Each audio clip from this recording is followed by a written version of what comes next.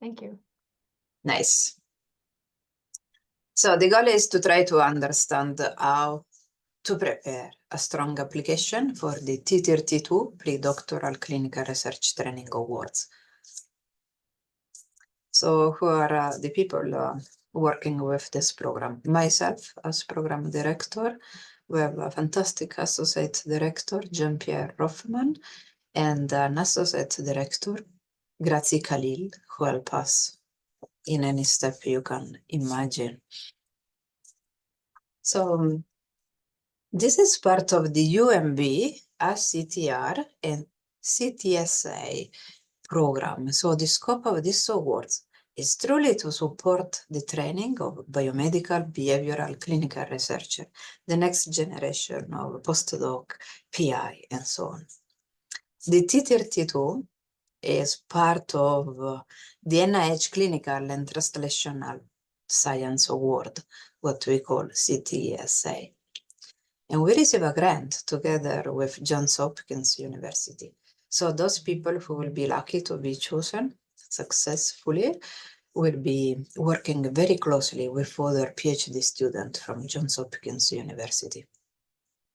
At the University of Maryland, we have all schools contributing to this program. What that means that any PhD from dentistry, law, medicine, nursing, pharmacy, social work, and so on can apply for this award.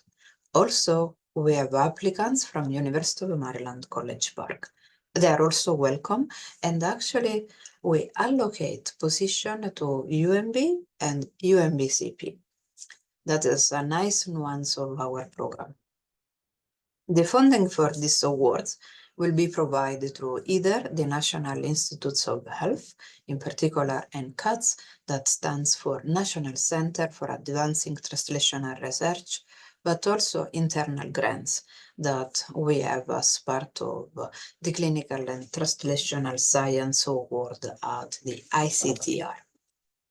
And so we call this internal funds. So some of you will be funded by the national funds from NCATS, some other internal funds. Why do we do that?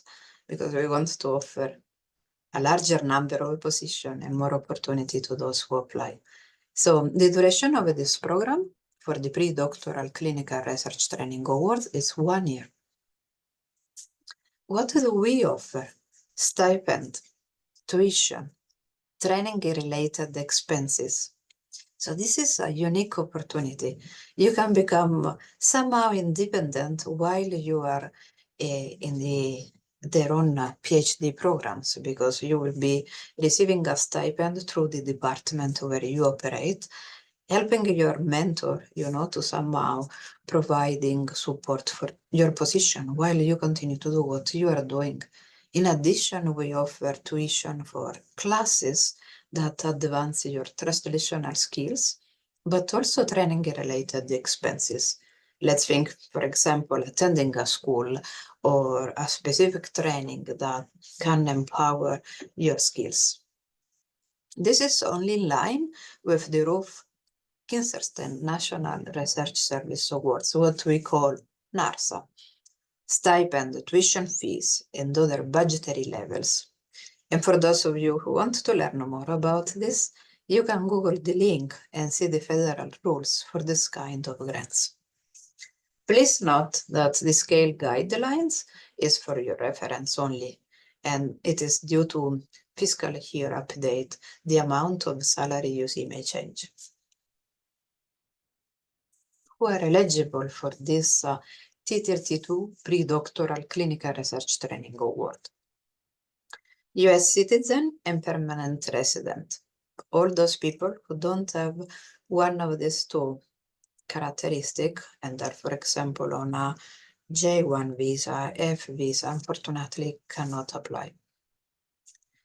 Also, you must have received a bachelor degree by the beginning of the date of this award, and for us is July 1st, 2025. It is also required that currently you are already enrolled in a doctoral degree conferring program in the following schools. So at UMB, you are supposed to be on the School of Nursing, Dentistry, Medicine, Pharmacy, Social Work, School of Law, or the Graduate School. But also, our applicants can be from University of Maryland, Baltimore County, or, as I mentioned, University of Maryland, College Park. If funded by this T32 training program, no other concurrent federal funding are allowed. Let's assume one of you has already received a T32 through, for example, the PIN program in neuroscience at the School of Medicine. 232 can't be combined, so that is already a criteria of exclusion. And no more than 4 years of previous aggregate NARSA support. So to some extent, there is still room, because 232, as long as they don't equal more than 4 years, can be a law. So it is important to provide all this information, the amount of years and so on. Additional eligibility criteria, and this apply only to University of Maryland, College Park. So 50% of the total T32 award must be covered by the college or department of the applicant. The remaining 50% will be covered by the UMBCP Office of Vice President for Research. Signature that document and capture the college and the department commitment must be secure prior to the submission of the application through the UMCP Universal Funding Form, UFF. And you can upload the signed document in the T32 electronic application along with the VPR contribution that can stay blank. So the VPR office will sign off when an application is received and select for funding. So please email Michelle Smith from UMSC Research Development Office, and you find the email here if you have any questions about this agreement for College Park. What is required for those who succeed in this program?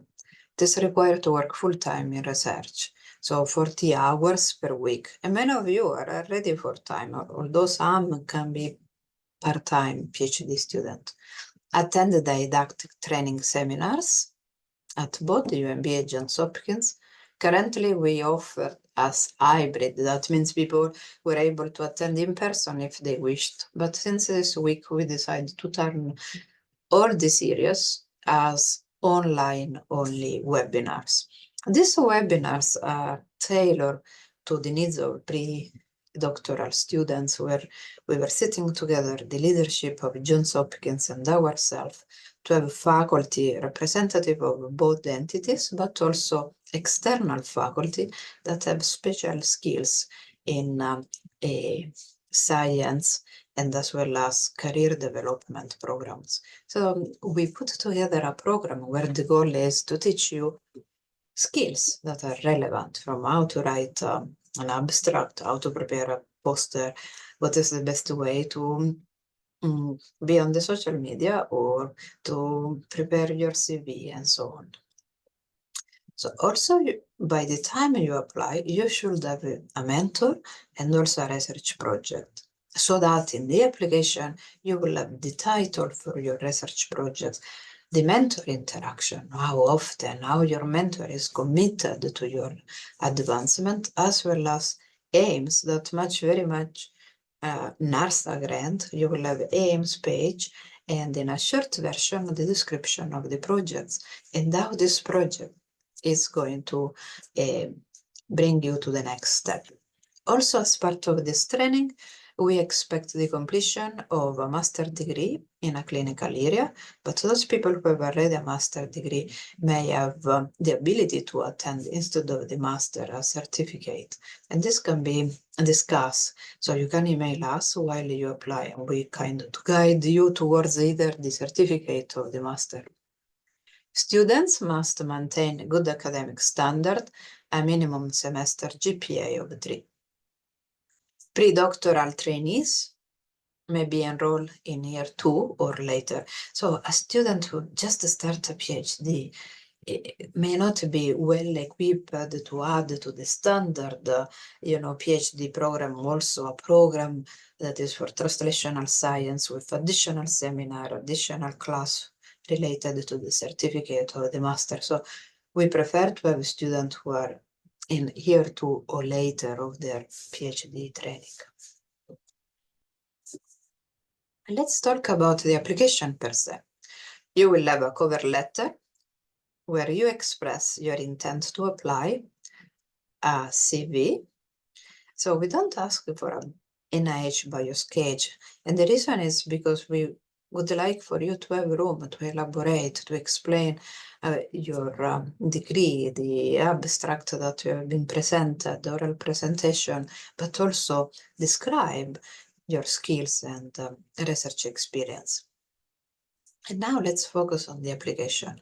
It is essential that there is a personal statement, 2-3 pages inside, so with a font of 12, that include project title, a summary of the research plan that should be at least 1 page, but also short and long-term research goal.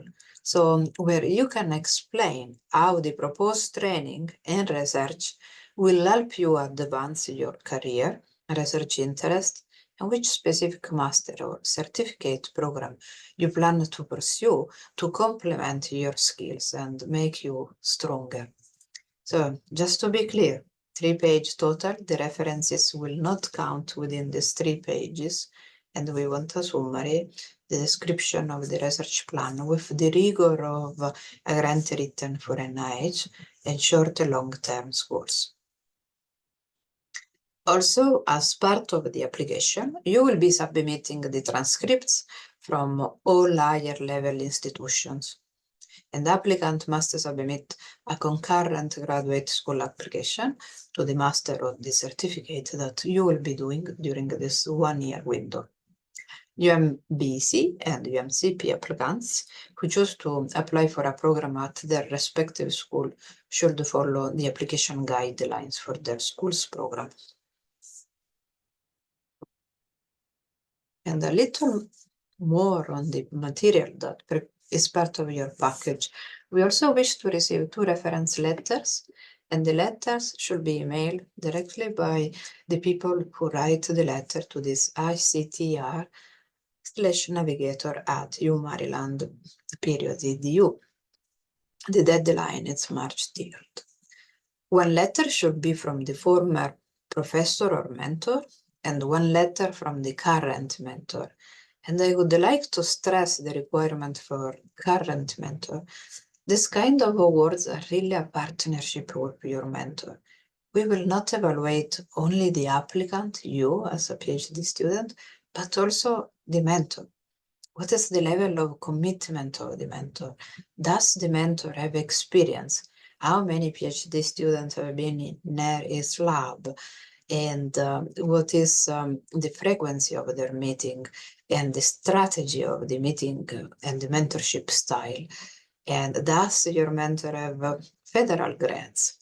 So the applicant truly should make sure that the letter written by the mentor, current mentor, is well detailed and covering all these aspects. So the goal is to try to understand if the environment, the mentorship is adequate for you as PhD student applicants, so that we make sure that there is enough competencies, commitment to make you successful in your career. So the current mentor level of commitment, the prior mentoring experience are part of the key scoring criteria. So our reviewers are external people selected to be part of this study section, and they will get a critique template, and they will be scoring the level of commitment of your current mentor and is there prior mentoring experience. So make sure that you receive strong and well-articulated letter of support. Also, we wish a letter from the academic dean confirming good academic standing, and where appropriate, stating approval for step out here. So there are, for example, people who are in their, it depends from the circumstance. They may need to step out for 1 year if they are like medical student or think like that. The deadline will be March 3rd, 2025 at 5 p.m. So we have enough time to gathering all the material for the application, contacting Grazie Khalil for any questions, and be ready with strong applications. And with this, I would like to open the panel to the discussion. I stop sharing, but also we can stop recording so that people can feel comfortable to ask questions. Any questions? Curiosity? Hi, Dr. Koloka. I do have a question.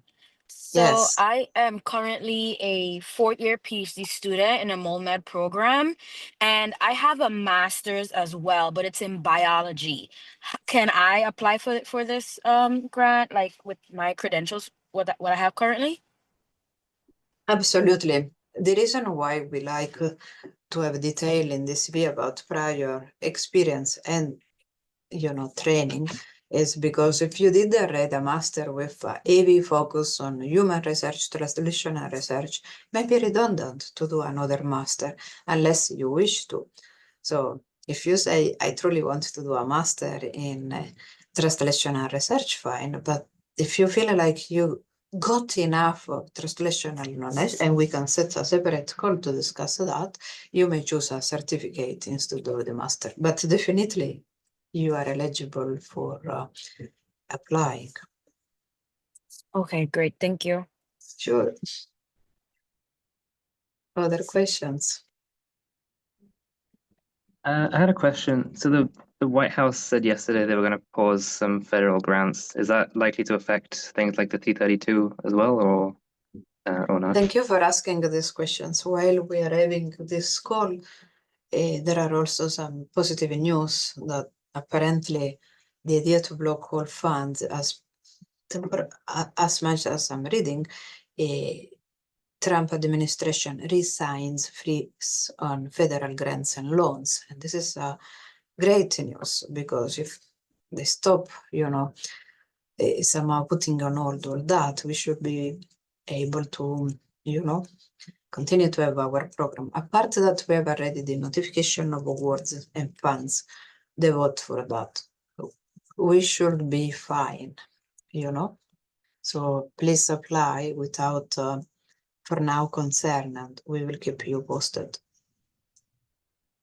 Dr. Koloka, this is Wanda. I wanted to add to that block on federal grants and loans could impact a portion of our awardees because we do have internally funded awards, correct? Is that Correct. follow that same training pathway? Correct. So that is another good news. One half of the people will be funded internally, so this money will not be affected. But we are quite optimistic also for the CTSA federal funded portion of these positions. So don't worry for now. Other questions? Hi, my name is Temi. Thank you for the presentation. I had a question similar to the first question about eligibility. I'm a first-year grad student also in the MolMed program, but I'm also in the MSCP program. So I'm getting my MD and PhD, but I've never gotten a master's. Would I still be required to do the master's? No, Temi, for people like you who are MD, PhD student, there is a limit in the sense that you can take only a limited number of courses. So you will not be required to do the master. But while you apply, I suggest that you contact us to make sure that we had a conversation about, this caveat. I mean, people in the PhD MD program will be attending from 2, maximum 3 classes, okay? without doing the master. So MD, PhD applicants will not be required to complete the master. Okay, thank you so much. Sure.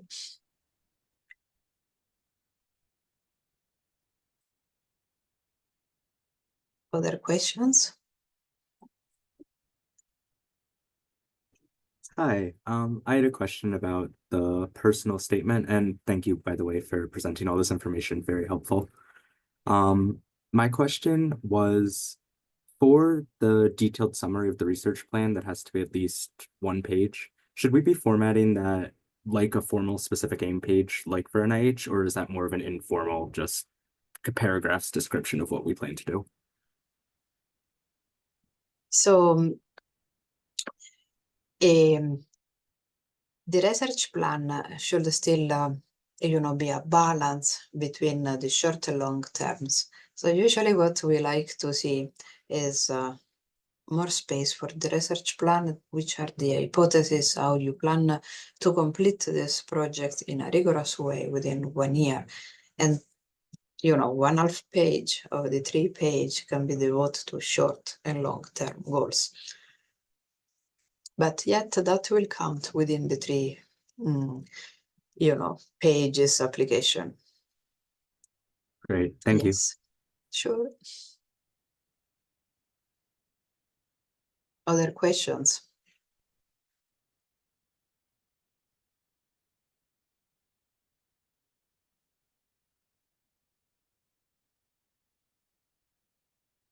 If not, we will close this session, and feel free to contact us, and you will be receiving the PowerPoint through the link and the link to the video. Any other thing, Wanda, that we may need to address? Well, I just want to go back to this last question because I've actually pulled up the Thank you. RFA, and I'm going to see if I can share this for everyone's view. So just looking at this, as far as the required supporting documents, there's the cover letter, the CV, and the personal statement, 2 to 3 pages. Project title, a detailed summary of the research plan, at least 1 page. Short and long-term research goals. Explain how the proposed training will help advance your career, research interest, and which specific master's or certificate program you plan to pursue if selected for the T32 award. Literature cited will not count toward page limit. So the entire personal statement is 2 to 3 pages long, with the research plan being at least 1 page. Thank you.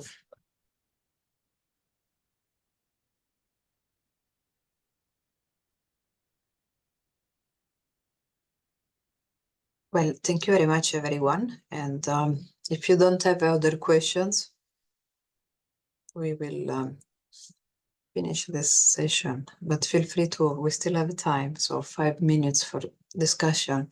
So if you may have any other curiosity, feel free to ask.